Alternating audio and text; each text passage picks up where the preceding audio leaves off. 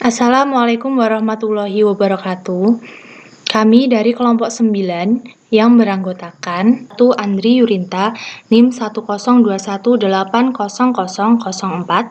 2. Nur Alifah Muhtar, NIM 102180022, 3. Rizky Sofiantoro, NIM 2102161122.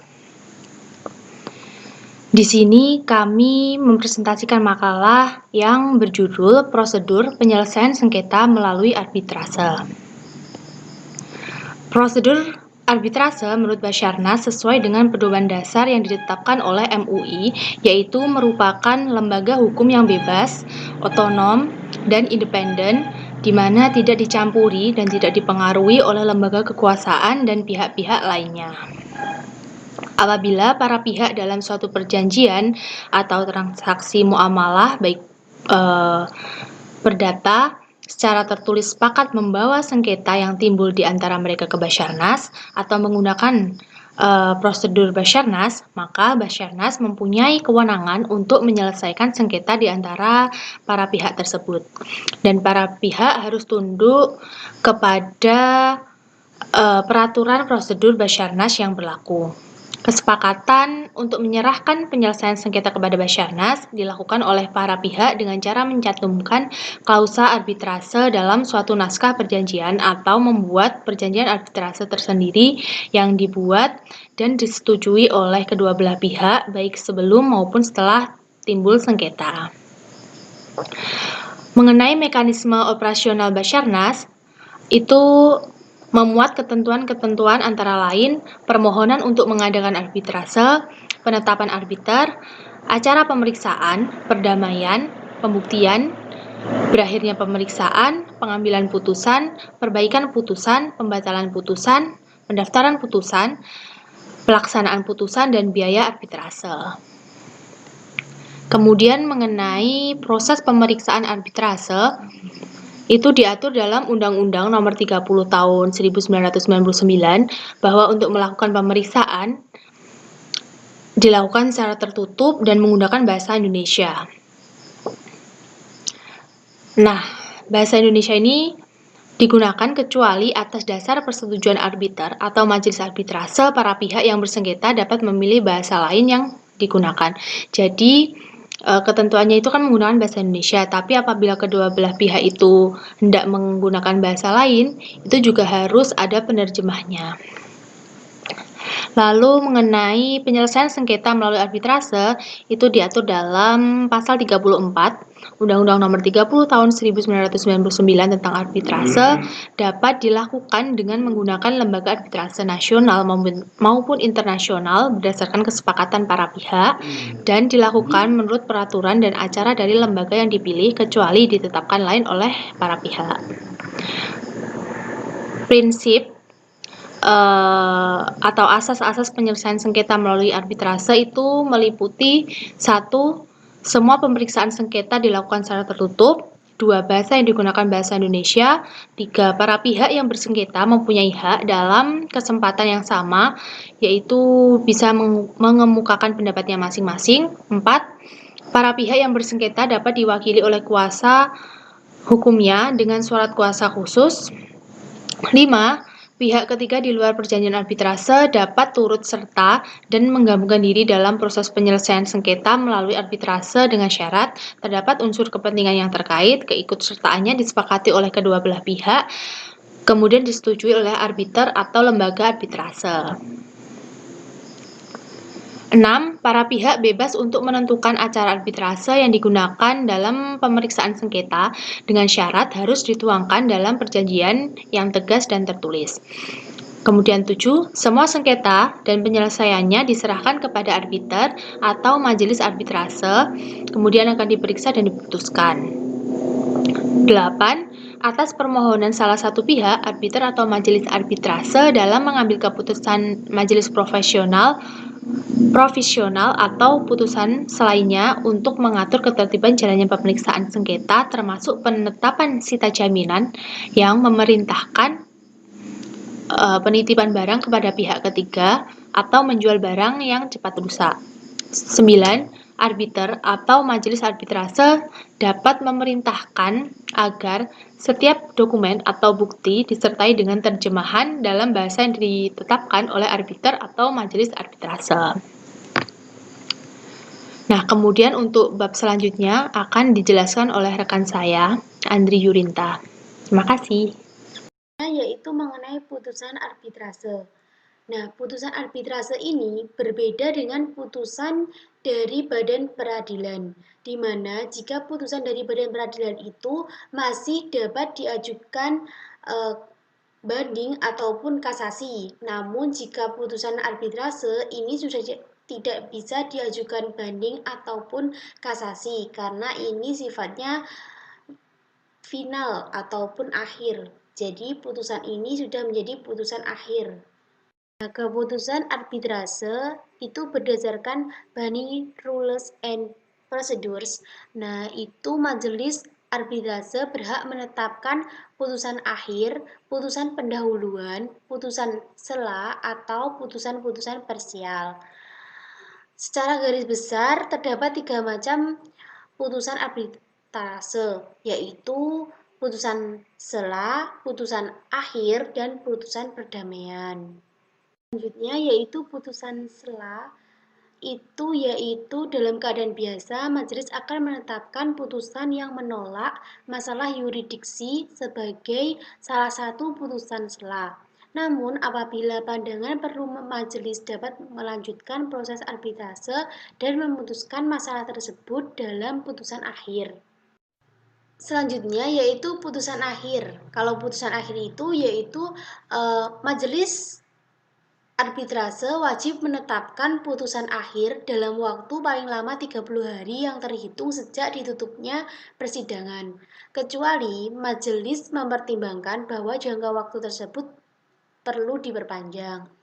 Jadi putusan akhir ini masalah waktu. Jadi kalau majelisnya itu menganggap bahwa perlu diperpanjang waktunya, maka itu diperpanjang. Jika tidak, ya tidak. Yang ketiga yaitu putusan perdamaian atau juga bisa disebut putusan persetujuan, di mana di situ ada upaya perdamaian yang merupakan suatu keharusan yang harus dilaksanakan oleh arbiter maupun majelis arbitrase sebelum dan selama masa persidangan.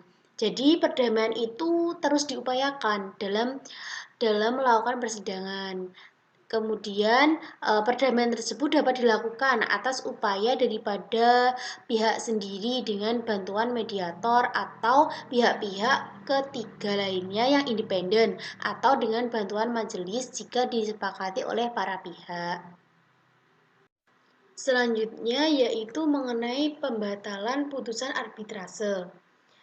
Nah, jadi putusan arbitrase ini juga dapat dibatalkan jika ada beberapa hal yang melanggar dari ketentuan-ketentuan yang sudah ditetapkan oleh dalam arbitrase. Nah, langsung saja pembatalannya itu apa saja? Selanjutnya yaitu, nah ini adalah hal-hal yang menyebabkan pembatalan putusan arbitrase yang sudah diatur dalam menurut pasal 643. Nah, di sini ada beberapa hal yang menyebabkan putusan dari arbiter itu batal. Yang pertama itu putusan ini melampaui batas-batas perjanjian arbiter. Jadi awalnya arbiter itu sudah melakukan perjanjian, namun ternyata putusannya itu melampauinya. Misalnya perjanjian ini dilakukan, putusan ini akan keluar pada 30 hari lagi, namun ternyata selama 30 hari belum keluar. Nah, itu juga bisa menyebabkan pembatalan putusan arbiter. Selanjutnya, putusan ini diberikan berdasarkan suatu perjanjian arbiter yang ternyata tidak sah atau gugur demi hukum. Jadi, putusan itu juga dapat dibatalkan ketika arbiter ini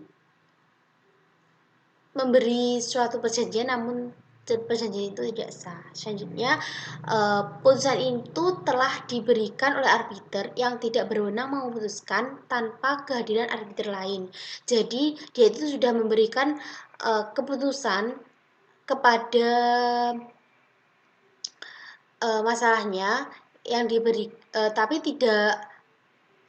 bukan oleh arbiter yang awal, namun penggantinya pun tidak hadir dalam persidangan. Nah, itu juga dapat menyebabkan pembatalan dalam putusan arbiter. Nah, selanjutnya putusan itu telah diberikan oleh arbiter yang tidak berwenang memutuskan tanpa kehadiran arbiter lain. Hampir mirip sih, cuman di sini putusan ini diberikan oleh arbiter yang tidak berwenang. Jadi, keputusan ini diberikan, tapi bukan arbiter yang ditunjuk oleh para pihak tadi untuk memutuskan perkara. Kemudian, dia pun juga dan dalam hal ini juga tidak dihadiri oleh arbiter yang seharusnya bersangkutan, seperti itu. Jadi itu juga dapat menyebabkan pembatalan arbiter, putusan dari arbiter. Selanjutnya, putusan itu mengandung hal-hal yang satu sama lain saling bertentangan. Jadi putusannya itu saling bertentangan antara yang putusan satu sama putusan yang lainnya. Kemudian arbiter telah lalai memberikan putusannya tentang satu atau beberapa hal yang menurut perjanjian arbiter diajukan kepada mereka untuk diputuskan. Jadi di sini arbiter melakukan kelalaian. Selanjutnya, arbiter telah melanggar prosedur hukum acara arbitrase yang harus diikuti dengan ancaman kebatalan. Selanjutnya, telah diajukan putusan berdasarkan surat-surat yang telah putusan itu dijatuhkan diakui sebagai palsu atau telah dinyatakan sebagai palsu. Setelah putusan diberikan, surat-surat yang ditemukanlah surat-surat yang disebutkan oleh para pihak dan diketemukan lagi. Jadi dalam hal ini ada beberapa kayak bukti. Nah, itu ditemukan oleh para pihak yang ternyata bertolak belakang dengan putusannya. Nah, itu juga dapat dibatalkan putusannya. Maksudnya, putusan didasarkan pada kecenderungan atau iktikat jahat yang di dalamnya selama menjalankan pemeriksaan yang kemudian diketahui. Jadi, ternyata dalam proses pemeriksaan itu terdapat kecurangan, baik dalam pemberian bukti ataupun penyampaian dari saksi yang melihatnya. Jadi, itu juga dapat menyebabkan putusan dari arbiter itu menjadi batal karena ada beberapa hal tadi. Nah, itu dia ada 10 hal yang menyebabkan putusan dari arbiter itu gagal. Pelaksanaan putusan arbitrase pasal 59 Undang-Undang Arbitrase PS menyatakan bahwa dalam waktu paling lama 30 hari terhitung sejak tanggal putusan diucapkan, lembar asli atau salinan otentik putusan arbitrase diserahkan dan didaftarkan oleh arbiter atau kuasanya pada panitera pengadilan negeri. Penyerahan dan pendaftaran dilakukan dengan pencatatan dan penandatanganan pada bagian akhir atau di pinggir putusan oleh panitera pengadilan negeri. Dan arbiter atau kuasanya yang menyerahkan dan catatan tersebut merupakan akta pendaftaran. Arbiter atau kuasanya wajib menyerahkan putusan dan lembar asli pengangkatan sebagai arbiter dipenuhi atau salinan otentiknya pada panitera pengadilan negeri. Tidak dipenuhinya ketentuan di atas berakibat putusan arbitrase tidak dapat dilaksanakan. Putusan arbitrase bersifat final dan mempunyai kekuatan hukum tetap dan mengikat para pihak. Dalam hal para pihak tidak melaksanakan putusan arbitrase secara sukarela dan putusan dilaksanakan berdasarkan perintah Ketua Pengadilan Negeri atas permohonan salah satu pihak yang bersengketa. Perintah kedua Pengadilan Negeri diberikan dalam itu paling lama 30 hari setelah permohonan eksekusi didaftarkan pada panitera pengadilan negeri. Ketua pengadilan negeri sebelum memberikan perintah pelaksanaan memeriksa terlebih dahulu apakah putusan arbitrase memenuhi ketentuan pasal 4 dan pasal 5 serta tidak bertentangan dengan kesusilaan dan ketertiban umum tersebut. Dalam hal putusan arbitrase tidak memenuhi ketentuan tersebut, Ketua Pengadilan Negeri menolak permohonan pelaksanaan eksekusi dan terhadap putusan Ketua Pengadilan Negeri tersebut tidak terbuka upaya hukum apapun. Ketua Pengadilan Negeri tidak memeriksa alasan atau pertimbangan dari putusan arbitrase. Perintah Ketua Pengadilan Negeri ditulis dengan lembar asli dan salinan otentik putusan arbitrase yang dikeluarkan. Putusan arbitrase yang telah dibubuhi perintah Ketua Pengadilan Negeri dilaksanakan sesuai ketentuan pelaksanaan putusan dalam perkara perdata yang putusannya telah mempunyai kekuatan hukum tetap. Sekian, terima kasih.